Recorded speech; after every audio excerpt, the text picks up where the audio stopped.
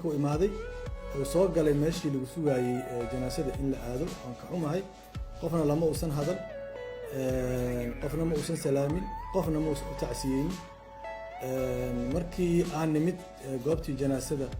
oo dukaneen dadka wada arkayeen muuqaalkiisa gadaal dambe uu ka yimid asagaan dadka uu horbaxay asagoona cidna la hadal marka runtii dee waxa la yiraahdo xataa curfigii islaamnimada iyo soomaalinimada iyo diblomaasiyadda intaba inuu meeshaas gabaa moodaa waxa ku bixiyay aniga runtii xirnaanta intaas la eg iyo iscuqdadaynta intaas la eg ma gara karo ma ana arkin dad ehelka waxaa joogay madaxweynihii hore ah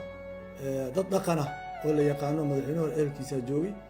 dad siyaasiyiin oo madaxweynaha ehel lahaa joogay ay ku jiraan labada madaxweyne hore runtii iyo dadkii kaleba naga dhamaanteen wax tacsi ah ama dareen dadkaas u muujiyay runtii inuu tacsiyay aniga ma arkin waana nasiib daro runtii aad u weyn kaliya wuxuu salaamisaad arkayseen ra'iisul qof kale la hadlay ma jiri qof kale u tacsiyay ma jiri runtii anaga ma jeclayn hadana siyaasiyiin inaan muuqaal noocaasa aan muujino xataa dadka public ah haddii la haysto oo gudaha khilaaf jiro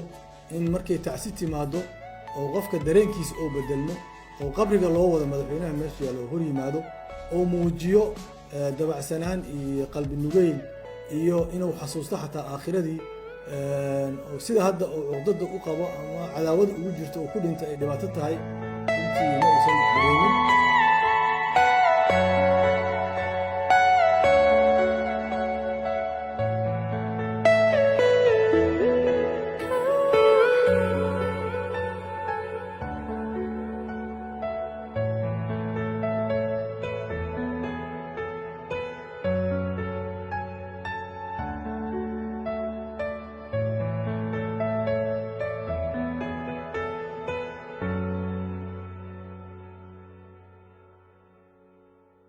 Premier Wallet waa application cusub oo uu ku keenay Premier Bank. Faa'iidooyinka Premier Wallet waxaa ka mid ah waad iska diiwaangelin kartaa adigoo jooga goobtaada. Dadka aan account-ka ku lahayn bangiga Premier waa ay iska diiwaangelin karaan Premier Wallet. Dukaamada iyo ganacsiyada kala duwan ayaad wax uga iibsan kartaa. Lacagaha waxbarashada, caafimaadka, korontada ayaad ku bixin kartaa. Lacag ayaad u diri kartaa qof kale, laguguna soo diri karaa si fudud.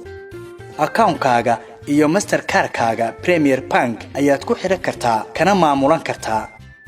Lacag ayaad ka dalban kartaa asxaabtaada ama waad ogolaan kartaa lacag laga soo dalbaday. Dhaqdhaqaaqa lacagahaagana waad kala socon kartaa. Ganacsiyadu waxa ay leeyihiin ab u gaar ah oo ay kala socon karaan xogta lacag bixinta macaamiishooda. Inta ay in ka badan ba ka hel abka Premier Wallet oo kala soo deg hadda Play Store-ka ama App Store-ka. Premier